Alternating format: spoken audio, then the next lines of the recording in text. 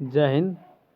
आज है 26 जनवरी 2022। गणतंत्र दिवस की हार्दिक शुभकामनाएं सभी वीरों को, सभी नौजवानों को, सभी देशवासियों को हार्दिक शुभकामनाएं। जय हिंद, जय भारत। वीडियो स्टार्ट करते हैं। ये पार्ट 2 आपका है, असली चित्र, जिसमें क्वेश्चन आंसर्स पार्ट 1 में सॉल्व नहीं किए थे। आज सारा के सारा सभी क्वेश्चन का आंसर इस वीडियो में मिलेगा पार्ट 2 में। पार्ट 1 आप देख चुके होंगे, तो उसमें केवल आपको असली चित्र की कहानी के बारे में समझाए होंगे, कहानी का तात्पर्य है और कहानी क्या कहना चाह रहा है। ठीक है, असली चित्र का अर्थ क्या होता है उस वीडियो में बतलाया गया होगा। और यह पार्ट 2 है। पार्ट 2 में आपको सभी प्रश्नों का उत्तर मिलेगा। तो वीडियो स्टार्ट करते हैं। मैं हूं गौतम कुमार और आप देख रहे हैं अपना ही चैनल सक्सेस की 77 में। यह आपका रहा बुक कक्षा 6 की शल्य भगवान 2 असली चित्र। इसको रीडिंग कर चुके हैं, इसको समझा चुके हैं, और आपको यह शब्दार्थ नहीं समझ में आ रहे थे, एक बार और समझा देते हैं। शब्दार्थ में दिया हुआ अपार, अपार यानी बहुत अधिक होता है, यानी आप सोचते हैं उससे अधिक। स्वर्ण यानी सोना या धातु जो आदमी पहनते हैं वही होता है। ठीक है। भौचक यानी आश्चर्य। ठीक है। हार्श यानी परिश्रम। राज्य यानी मानना। अदा करना यानी चुकाना। कर्ज किसी से लेते हैं वो चुकाना होता है, उसी को अदा करते हैं। कारस्तानी यानी करतूत कर्म जो सेठ ने कर रहा था। अब इसके आगे बतलाते हैं आगे क्या है। ठीक है। अब रहा आपका क्वेश्चन आंसर। तो क्वेश्चन आंसर आप यहाँ देख लीजिए। क्वेश्चन आंसर इसी में क्या मिलेगा, प्रश्न। अब यह कहानी आपको कैसी लगी इस संदर्भ में आप एक क्वेश्चन देख लीजिए। ये क्वेश्चन आपको क्वेश्चन आंसर अभी यहाँ मिलेगा। ये रहा आपका क्वेश्चन आंसर।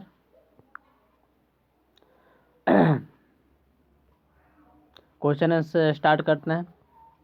अभ्यास प्रश्न एवं उत्तर पार्ट से। पाठ में आपको जो दिया है वह उसी के आधार पर इसमें क्वेश्चन का आंसर दिया जाएगा। यह कहानी आपको कैसी लगी इस संदर्भ में आप अपना तर्क लिखिए विचार से, यानी अपना तर्क आपको अपने विचार से लिखना है। ठीक है। उत्तर, यह एक मनोरंजक कहानी है। इसमें एक कंजूस की चालाकी तथा तेलालीराम की सूझबूझ का वर्णन है। कहानी आरंभ से ही पाठकों के मन में जिज्ञासा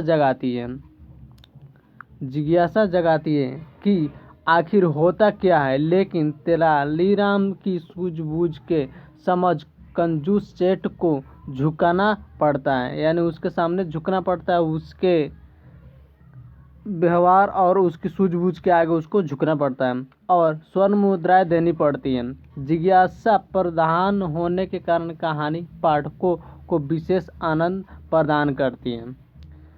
क्वेश्चन नंबर 2, इस कहानी का कौन सा पात्र अच्छा लगा और क्यों। उत्तर, ऐसे तो कहानी मनोरंजक एवं जिज्ञासा प्रधान है, इसके सभी पात्र अच्छे हैं, लेकिन तेलालीराम इस कहानी का ऐसा पात्र है जिसकी सूझबूझ के कारण कंजूस सेठ को अपनी कंजूसी का त्याग करना पड़ा और चित्रकार को उसके परिश्रम का पुरस्कार मिलना संभव होता है। यदि तेलालीराम नहीं होता तो कहानी का अंत दुखदायी होता, इसीलिए तेलालीराम सबसे अच्छा पात्र भी हो सकता है। ठीक है, और पात्र भी है। इसके आगे चलते हैं। प्रश्न नंबर 3, तेलालीराम ने इस घटना के खबर राजा को दी तो क्या हुआ, यानी इस घटना की खबर तेलालीराम ने तब जब राजा को दी तो वे हंसते हंसते लोटपोट हो जाते हैं। प्रश्न नंबर 4, एक कौड़ी खर्च करने में उनकी जान निकलती थी। इस वाक्य में स्पष्ट कीजिए। प्रस्तुत वाक्य के माध्यम से कहानीकार ने यह स्पष्ट करना चाहता है कि कंजूस अपनी कंजूसी के कारण संपन्न होते हुए भी, यानी संपूर्ण ओ सेठ था लेकिन उसके पास सब कुछ होते हुए भी वह कंजूसी करता था। ठीक है, अपहास का पात्र बना रहता था, यानी सभी लोग जानते थे कि वह सेठ है, उसके पास सब कुछ है, लेकिन वह दे नहीं सकता है किसी को कुछ भी। इसीलिए उसको लोग बाहर उसका आभास उड़ाते थे, आभास का पात्र बनाते थे। सभी लोग उसे हे दृष्टि से देखते थे, यानी उसी की दृष्टि से देखते थे कि उसके पास अपार धन है, लेकिन वो किसी को कुछ दे नहीं सकता, मजदूरी भी सही से किसी को दे नहीं सकता है, मजदूरी में से भी कटौती कर सकता है किसी का भी। उसका कहना होता है चमड़ी जाए तो जाए पर दमड़ी न जाए। इसीलिए उसे एक कौड़ी भी खर्च करने में उसकी जान निकलने लगती है। प्रस्तुत कहानी का कंजूस सेठ भी एक ऐसा भी होता है जो पैसे खर्च करने के नाम पर कांपने लगता है। जब कहीं भी कोई भी काम में और अपना पैसा लगाना हो, इन्वेस्ट करना हो, तो वो वहाँ कटौती करने लगता है और कांपने लगता है कि यहाँ कैसे पैसा बाँचे और काम मेरा निकल जाए। कंजूस का यही मकसद होता है। 5 नंबर क्वेश्चन में रिक्त स्थानों को भरें। कंजूस सेठ ने चित्र से देने का वादा किया। क्या देने का वादा किया? उत्तर में यहाँ दिया गया है, उसके चित्र के 100 स्वर्ण मुद्राएं। यानी कंजूस सेठ ने चित्र से देने का वादा किया, माने चित्र जो बनाकर देगा चित्रकार, उसको 100 स्वर्ण मुद्राएं उसको देंगे। लेकिन आगे क्या होता है आप तो देख ही रहे हैं। यह कहानी राजा के राज की है। किस राज की है वो बतला रहे हैं। ख नंबर में यहाँ देखिए कृष्ण देव राय की राज की है यह कहानी। ख नंबर यहाँ भी देख सकते हैं। और ग नंबर चित्रकार ने क्या से सलाह ली, माने किससे सलाह लिया? तो तेनालीराम से सलाह लिया। ग नंबर में उत्तर में देखिए ग नंबर में। अंतिम दिन चित्रकार लेकर सेठ के पास पहुंचा। क्या लेकर सेठ के पास पहुंचा? तो तेनालीराम के कहने अनुसार आईना लेकर सेठ के पास पहुंचा। तेनालीराम राजा कृष्णदेव राय के दरबार में क्या थे? तो विदूषक थे। ठीक है, आपको क से लेकर अंग तक ले इसमें उत्तर आपको मिल गया है। अब आगे चलते हैं। आपका इसमें आपको दिया है कक्षा 6 प्रश्नावली 6। आपके अनुसार चित्रकार ने सेठ को चित्र की जगह आईना क्यों दिखाया? आपको समझना, आपको सूझबूझ के इसमें दिमाग देना है कि चारों ऑप्शन में से क्या क्या हो सकता है। आपके अनुसार चित्रकार ने सेठ को चित्र की जगह आईना क्यों दिखाया? आपको दिमाग में लगाना है। क्या वह सेठ को मूर्ख समझता था? वह सेठ का सही चित्र नहीं बना सकता था? यह भी बात गलत है। वह सेठ को मूर्ख भी नहीं समझता था, क्योंकि मूर्ख आदमी कंजूसी नहीं करता है सारा धन रहते हुए भी। वह सेठ का सही चित्र नहीं बना सकता था, यह भी बात गलत है। वह सही चित्र बनाकर दे रहा था, फिर भी वह नकाब कुछ मेकअप करने के बाद वह चित्र उसका असली रूप छुप जाता था, इसलिए वो बार बार मेकअप करता और असली चित्र जब बनकर आता तब फिर वो मेकअप करके दिखाता, तब उसका जो चित्र पहले से बनकर आया था वह मैच नहीं करता था, इसलिए दोनों गलत हो जाएगा। वह सेठ के साथ जैसे को तैसा कहावत चरितार्थ कर रहा था, ये सही है। यानी आपको जैसा आदमी व्यवहार आपके साथ करे, आपको माने पिंडो कर दे, आपको परेशान कर दे, तब उसके साथ वैसा ही कीजिए जैसा वो चाहता है। ठीक है, तो 2 नंबर भी सही हो जाएगा आपका, ग नंबर भी सही हो जाएगा। वो अपना परिश्रम पाना चाहता है, लेकिन देखिए अपना परिश्रम सब किसी को प्यार रहता और उसमें मेहनत भी लगता था, मेहनत का मजदूरी पाना अनिवार्य है। ठीक है, और वह आपको इस समय आपको किसी भी परिस्थिति में अपना मेहनत मजदूरी का फल पाना ही होता है। तो दोनों ऑप्शन आपको सही दिखाई दे रहा है। वह सेठ के साथ जैसे को तैसा कहावत चरितार्थ कर रहा था, यानी जैसे अब वो आईना नहीं दिखाता था, बार बार क्या करता वो मेकअप करता और अपना चेहरा बदल लेता, इसलिए वो आईना दिखाया, क्योंकि वो आईना के सामने आप जिस तरह रहिएगा उसी तरह आपका आईना में दिखाई देगा। ठीक है, वो अपनी परिश्रम का पाना चाहता था, परिश्रम का फल वह अपना पाना चाहता था। परिश्रम का फल इस दुनिया में परिश्रम कर लीजिएगा फिर भी आपको पैसा नहीं मिलेगा, मजदूरी का पैसा नहीं मिलने वाला जब तक उसके लिए लड़िएगा नहीं, जब तक ले। इसलिए अपना मेहनत का पैसा दिमाग से निकले तो दिमाग से निकाल लीजिएगा, कि वो किसी तरह भी अपना मजदूरी का पैसा निकाल लीजिए। ठीक है, आगे बढ़ते हैं पार्ट से आगे। प्रश्न नंबर 1, चित्रकार की जगह आप होते तो क्या करते हैं? चित्रकार की जगह मैं होता तो वही करता जैसा चित्रकार ने किया। मैं भी तेलालीराम जैसे व्यक्ति के परामर्श अनुसार काम करता ताकि अपने परिश्रम का फल मिले और कंजूस सेठ को अपने चालाकी का फल मिले। इससे दोनों फायदा हुआ, उसका भी चालाकी का फायदा निकल गया और अपना परिश्रम का भी फल निकल आया। प्रश्न नंबर 2, गप लगाने नुकसान ज़्यादा होता है या फ़ायदा? 5 वाक्यों में लिखें। आप अपने मर्जी से भी आप कुछ लिख सकते हैं, अपने मर्जी से, हम जो लिखे हैं वो बतला रहे हैं। गप लगाने का अर्थ है बातचीत करना होता है। ठीक है, बातचीत करना होता है, लेकिन यह बातचीत उद्देश्यपूर्ण न होकर निरुद्देश्यपूर्ण होता है, यानी इसका कोई उद्देश्य नहीं होता है। आप ऐसे मजाक करते हो, मजाक में बात उड़ जाता है, वो बात का कोई लेखा जोखा नहीं रहता है, वो बात बेवैल्यू रहता है, वो बात का कोई लेकिन नहीं रहता है कि उस बात को क्या किया जाए। आप उसी बात को गप्पे लड़ाना कहते हैं और उसमें टाइम बर्बाद होता है, समय बर्बाद होता है। ठीक है, और टाइम बर्बाद हुआ तो आपका करियर बर्बाद होता है।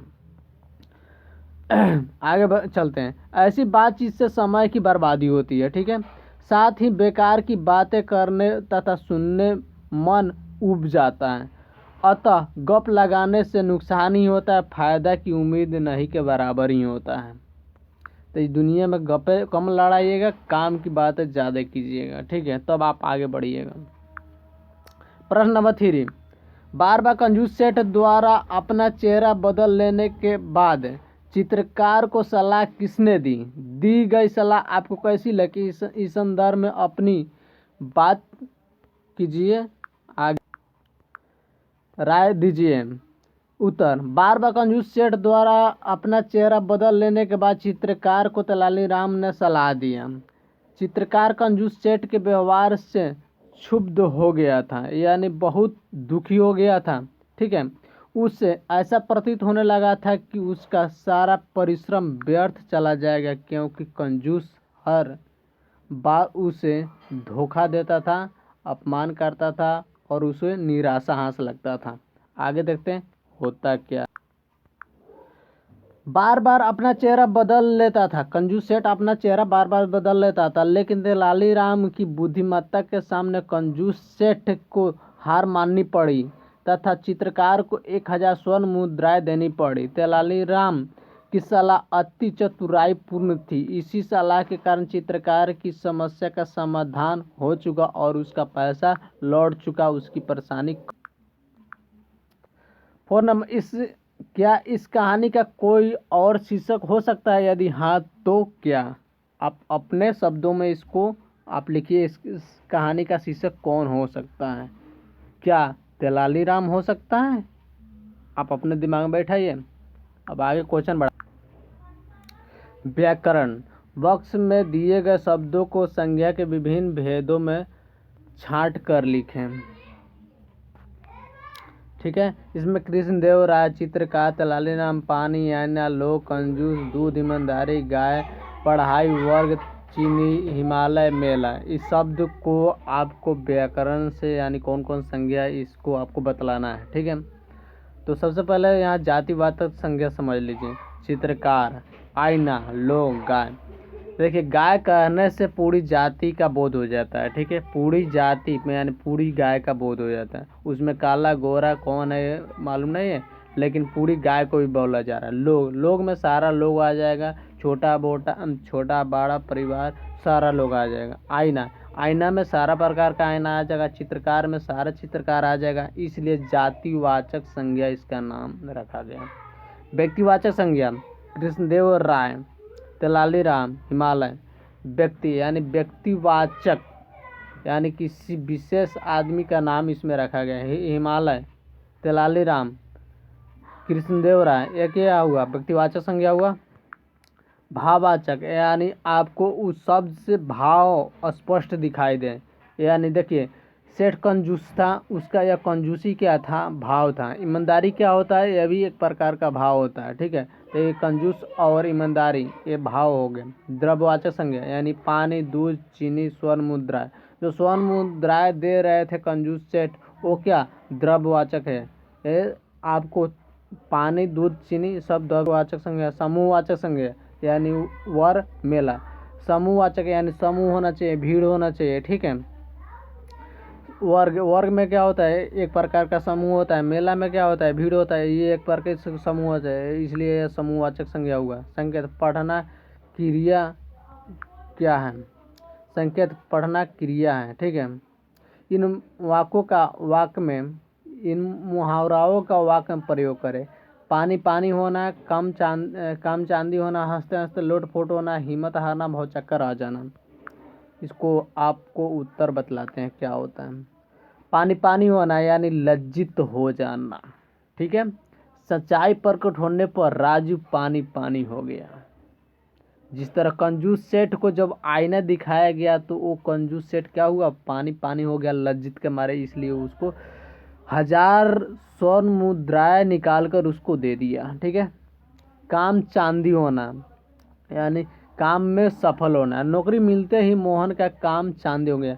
आप इसको छोड़कर कहीं अपना तरफ से भी कोई सा सेंटेंस जोड़ सकते हैं, कोई सा भी वाक्य बना सकते हैं आप अपने मर्जी से, ठीक है। इसमें कोई रुकावट नहीं, लेकिन आपको इस शब्द में आपको काम चांदी होना कहीं भी आना चाहिए। जैसे नौकरी मिलते ही मोहन का, अब यहाँ आप कुछ भी जोड़ सकते हैं, लेकिन काम चांदी हो गया, काम चांदी हो गया, ठीक है।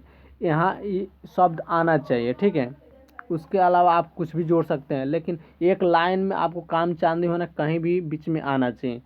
जैसे पानी पानी होना, तो सच्चाई प्रकट होने पर राजू पानी पानी हो गया, ठीक है। तो ये पानी पानी होना आपको आगे या पीछे या बीच में कहीं भी आना चाहिए, तभी वो उसका वाक्य एक पूर्ण वाक्य हो सकता है, ठीक है। तो काम चांदी होना, यहाँ चित्रकार जब आईना दिखाया कंजूस सेठ को और उसको 1000 स्वर्ण मुद्राएं मिला, तो वो उसका भी काम चांदी हो गया, ठीक है। हंसते हंसते लोटपोट होना, ठीक है। खूब हंसना यानी बच्चे की बात सुनकर सभी हंसते हैं, लोटपोट हो जाते हैं। और इस कविता के आधार पर जो राजा को तेलालीराम किससे सुनाए कि हाँ उसको पूरी कहानी हम नहीं बतला, पूरी पाठ के जो जर्नी बतलाया राजा साहब को, वो राजा साहब क्या हुआ? हंसते हंसते लोटपोट हो गया, ठीक है। हिम्मत हारना, पास तो होना, साहस खोना। परीक्षा में फेल होते होते अंत वह हिम्मत हार बैठा, ठीक है। यानी जैसे चित्रकार था तो चित्रकार बार बार बनाता था, बार बार उसको परेशानी का सामना करना पड़ता था और मैच नहीं करता था, तो वो भी क्या हिम्मत हार चुका था, ठीक है। भौचक रह जाना यानी आश्चर्यचकित होना। गणेश अपने छोटे भाई की कानून करतूत सुनकर भौचक रह गया, ठीक है। नीचे क्या दिया हुआ है? इनके विपरीतार्थक शब्द लिखिए यानी उल्टा शब्द लिखिए, ठीक है। यानी ऊपर का नीचे, नीचे के ऊपर, ठीक है। छोटा का बड़ा, बड़ा का छोटा। अपार, नया, निराशा, समझ, देर, सही। शब्द अपार या अपार यानी विपरीत शब्द होगा सीमित, यानी अपार होता है बहुत अधिक, और सीमित का वो हुआ कि आपको जैसे 100 रुपया मिल रहा है, आपको 100 रुपया पापा देते हैं डेली, आज आपको मिल गया 500 रुपया, ठीक है। तो क्या हुआ? आज तो उम्मीद से ज़्यादा मिल गया, यानी अपार हो गया, ठीक है। कोई बिजनेस करते हैं तो आपको सीमित डेली का डेली क्या करते हैं? 1000 रुपया फ़ायदा कमाते हैं, मान लेके चलते हैं। और किसी दिन आपको लग गया कि हाँ 20,000 रुपया एक ही दिन कमा लिए, तो क्या हुआ? अपार हो गया, ठीक है। नया पुराना, नया का हुआ, पुराना ये तो आसान है। निराशा, आशा, निराशा यानी कोई इन्फॉर्मेशन आता है, कोई सूचना मिलता है तो आशा होता है कि हाँ कुछ अब आशा हुआ। तो निराशा से आशा, ठीक है। समझ, ना समझ, यानी जो बात आपको नहीं समझ में आ रहा है उसको ना समझ बोलते हैं। इसके पास में दिमाग नहीं है, ना समझ है, ठीक है।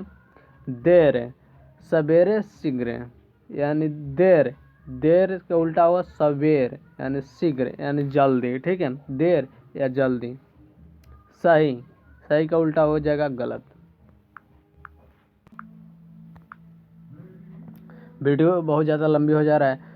निम्न शब्दों को वाक्य बनाए। चित्रकार, पत्रकार, कलाकार, सलाहकार, नाटककार।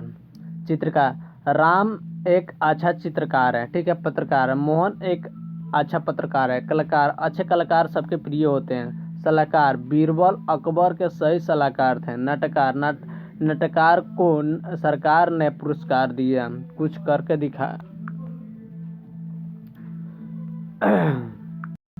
तेनालीराम की तरह बीरबल और गोनू झा के किस्से भी प्रचलित हैं। अपनी कक्षा में वैसे किस्से सुनाइए। अपने मित्रों के बीच इसी तरह का कोई रोचक कहानी सुनाइए और सुनिए।